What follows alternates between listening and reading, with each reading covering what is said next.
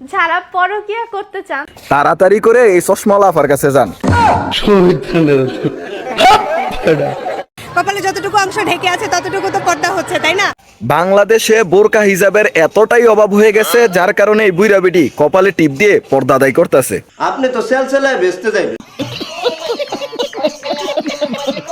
আমার মনে হয় পুরো মুখ জুড়ে টিপ পড়া উচিত, হুজুরদের আরো সাপোর্ট করা উচিত যে বেশি বেশি টিপ পরে। হুজুররা বোরকা হিজাব পরে পর্দা করতে বলছে, কপালে টিপ দিয়ে না। যদি কপালে টিপ দিয়েই পর্দা করতে হয় তাহলে এই পর্দা করার কোনো দরকার হবে না।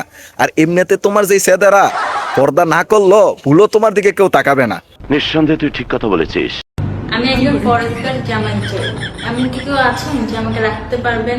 কেউ কপালে টিপ পরে পর্দা আদায় করে, আবার কেউ বোরকা পরে টিকটকে এসে ফরেজগার স্বামী খোঁজে।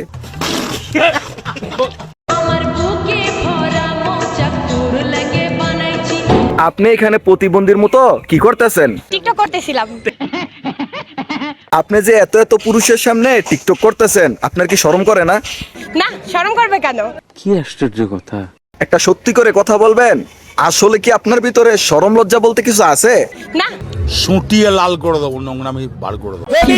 খেজুর জরুরি হয় ইফতারি করতে, তাহলে আমাদের পহেলা বৈশাখে এই শুকনো মরিচ ভাজি আর এই পেঁয়াজ আর এই পান্তা ভাত জরুরি। কাল বৈশাখীর জ্বরে বুইরা কাকায় রাস্তায় গিয়ে পান্তা বাতার ইলিশ মাছ খোঁজে। बिक गई है गवर्नमेंट, अब गवर्नमेंट में कुछ नहीं है। ये बहन चो सारे मिलके हमको पागल बना रहे हैं, मादर चौथ के बच्चे।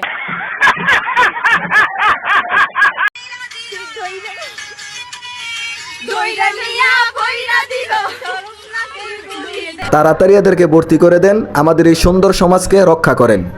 খতম, bye bye, tata, good bye, Gaya.